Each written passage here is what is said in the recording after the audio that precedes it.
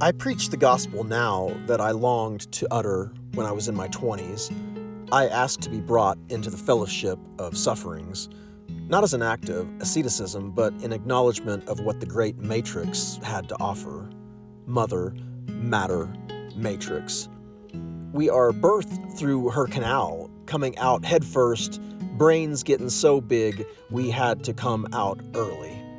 So one version of the creation story goes. As I face the inevitable suffering that we all discover in the Matrix, it was this prayer that resounded in my heart. I want to know the Christ, the fellowship of sharing in his sufferings, to become like him in his death, and so somehow to receive this resurrection from the dead.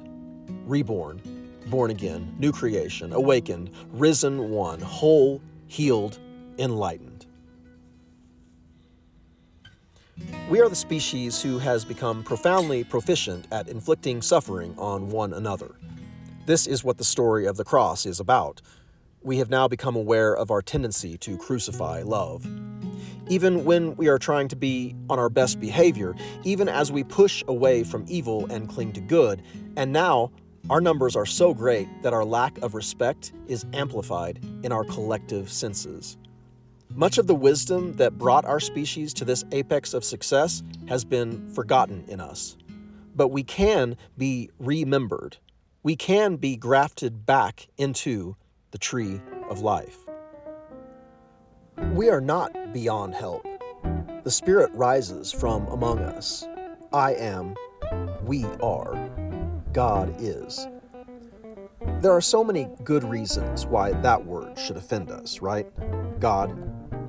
Max Planck, the father of quantum physics, believed that some people start their journey from the inside and move outward to find God, and others start from the outside and move inward in their sacred journey of self-discovery. Sometimes our stories of personal suffering become connected to a particular word or name. That's understandable because many terrible things have been done by some of us who came in the name of God or Jesus. For many of us who have become intimate with the fellowship of suffering, the word God is once again an acceptable pointer to that great strength which helps us to endure the brutality of this existence while maintaining forgiveness in our hearts. The name of Jesus was appropriated by empire to serve empire's purpose. I think we can agree it is very understandable why someone might have an aversion to the word God or the name Jesus. There are some who say that the story of Jesus is useless and soiled and silly and grotesque and ridiculous, and certainly a solid logical case can be built to prove that point. There are some of us who claim to have outgrown their need for story, people who suggest that we burn down all the religions and superstitious nonsense. Once again, there is plenty of evidence that might show superstitious religion to be at the root of all of our sickness. These rational arguments against the priests and shamans alike have been heard, processed, and they have had their work in our collective consciousness. I hovered there, at the edge of the observable universe. In my hand, I held a cosmic melon baller. With this cosmic melon baller, I was scraping out my insides, all the superstition, all the silliness, all the lies, all the self-deception. It all had to go. Religion failed me, state failed me, marriage had failed me, I had failed myself. And so I hovered there, in this necessary nihilist meditation, melon baller in hand, scraping out every suspicious remnant of my naivete. It was there, as I hovered at the edge of the observable universe, that my rational mind was finally exhausted sufficiently, and I was able to catch another glimpse of the truth. My rational mind finally understood, and he spoke. I am a storytelling creature, a manifestation of consciousness arisen from the great singularity. I cannot rightly separate myself from these stories that have been told. It is not rational to do so. Rational mind continued. In the tradition of Carl Jung and Joseph Campbell, it is a rational assent to work with these stories, to understand these stories, to discover how these stories are embodied in us. There are those of us who have discovered the wisdom that transcends the rational mind. The rational mind is transcended and integrated. There is a collaboration of the mystic and the scientist. Isaac Newton invented the language of calculus, and he searched for hidden codes in the Bible. He was also an alchemist. Many of our greatest minds have discovered this cooperative spirit between the rational and mystical minds. One mind, our mind. As part of his practice, Albert Einstein allowed his creative nature to take him on great journeys through the cosmos. The sunshine she's the answer to our prayers. Our brother rides that light beam through the sky. The power of Hiroshima lay in MC squared, but the desperation falls on you and I. Our rational mind has the power to unlock the mysteries of the physical universe, but reason is not the fullness of our intelligence. We now know this to be true.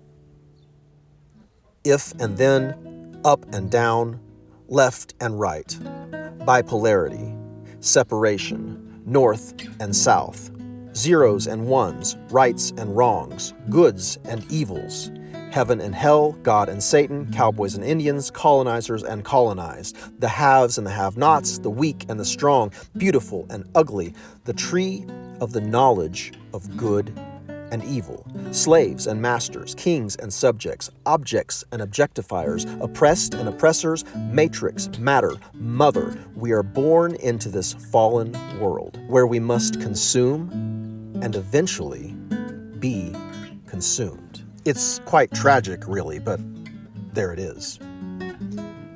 The way that can be spoken is not the way at all. Lao Tzu, the ineffable.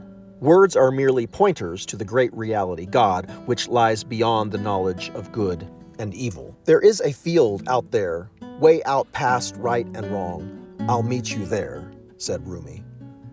The one we call Jesus was inviting us to purchase that field with our very lives. The kingdom of heaven is like a man who finds a treasure hidden in a field. In his joy, he goes and he sells all that he has, and he buys that field. The kingdom of heaven is like a seed that goes into the ground. The seed dies. Roots push down into the soil. Our roots begin drawing nutrients from the soil, the dirt, the rot, the decay. We came from the soil. We return to the soil. What was once our grave now holds us fast in the ground, nourishes us, and works for our good. Matrix, matter, Mother Earth, Mary's womb. We may now see that the story of Christ is not separate from the true nature of reality. It is very natural, very organic, plant-based. The Christ message that was appropriated by empire and for empire is irrelevant except for the purpose of our trauma education project. In order to transcend the binary, we must know ourselves in all and the all in ourselves. Forgiveness. Finger pointing is futile because I can only give myself the finger. Our tree now has leaves. Photosynthesis, the process by which light is converted into sustenance. Light is both wave and particle. We are both wave and particle, both and thinking. Signs of the transcend dance, transcendence. Many of us are now equally exhausted and compassionate. We are fierce like lions and gentle like doves. We are wise like serpents. We love not because we are naive, but because we are called to this great pouring out of spirit. As we exhaust ourselves in the giving, the sharing of Christ's sufferings, our Christ consciousness is expanded. Cosmic Christ consciousness. We fully engage in the cyclic nature of the physical realm, the vibrational nature of our universe, our individuated forms, the binary, while also fully engaging in the process of forgiveness. This is the Christ nature. We know ourselves as one with God as we continue in these individuated forms: faith, hope, and love.